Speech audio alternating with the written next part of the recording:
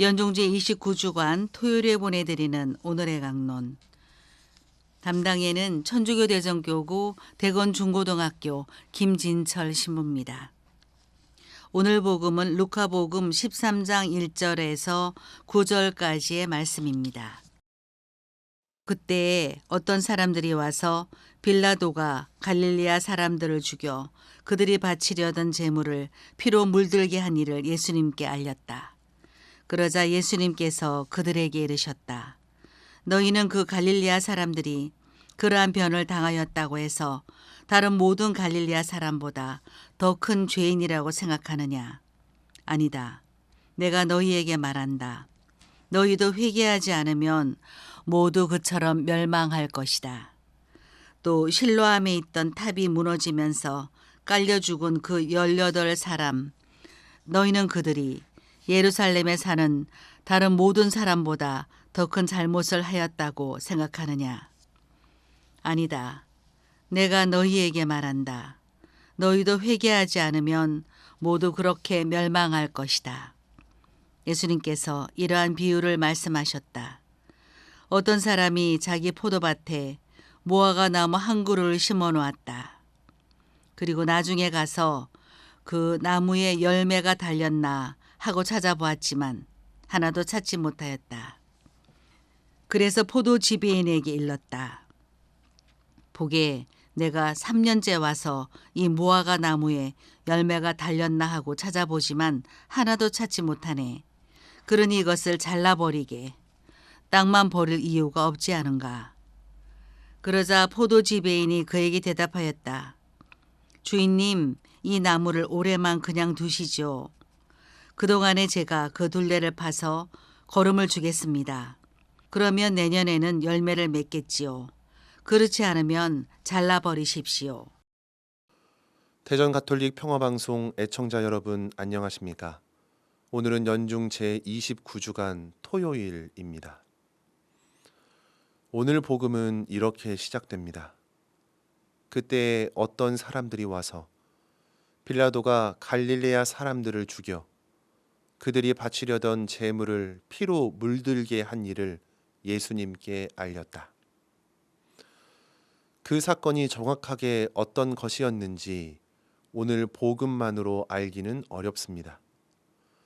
빌라도는 로마에서 파견된 총독이었고 갈릴레아에 사는 사람들은 대부분 유다인들이었으니 로마의 총독이 유다인들을 죽인 어떤 사건이라고 짐작해 볼 수 있습니다. 빌라도는 예수님의 순환 장면에서 십자가형을 허락해 준 사람입니다. 그래서 빌라도가 나쁜 사람이니까 그런 짓을 했나 하고 생각할 수도 있겠습니다. 하지만 예수님 시대의 많은 사람들은 죄를 지으면 벌을 받는다 라는 일반적인 생각을 갖고 있었습니다.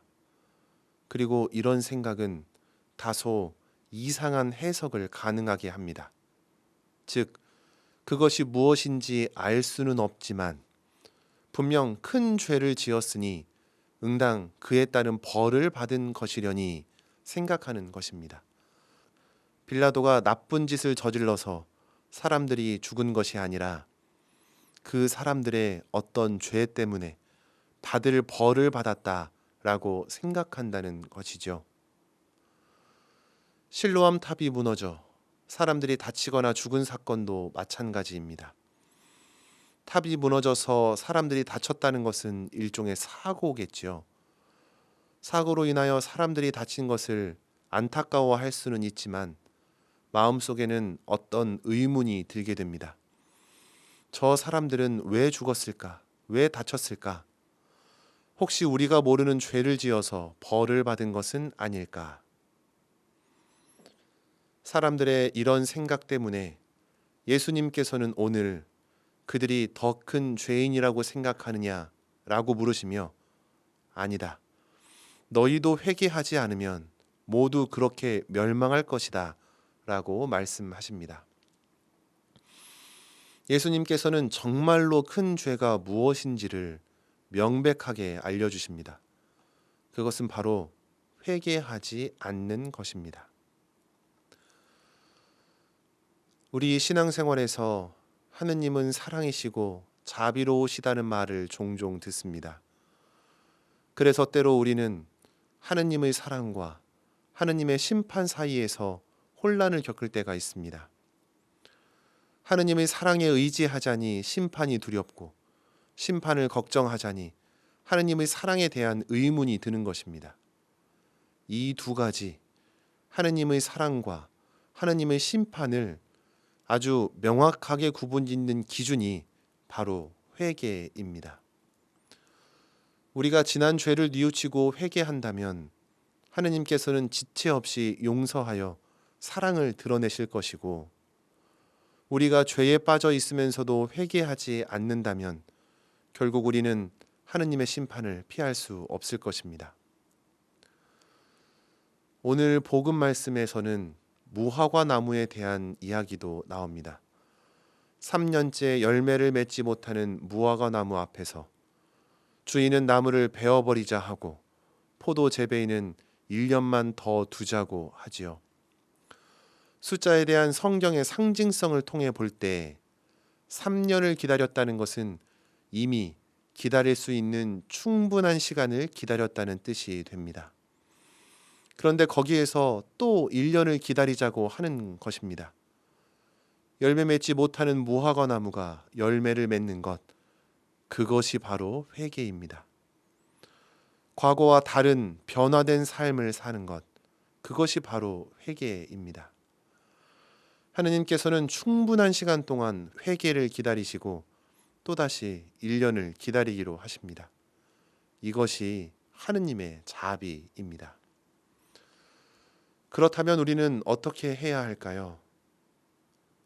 회개를 통해, 달라진 삶을 통해 하느님의 자비를 체험하는 그런 하루 보내시기를 바랍니다. 감사합니다. 오늘의 강론, 지금까지 담당에는 천주교 대전교구 대건중고등학교 김진철 신부였습니다. 다음 주 월요일에는 천주교 대전교구 웅천성당 신백철 신부의 강론이 방송됩니다.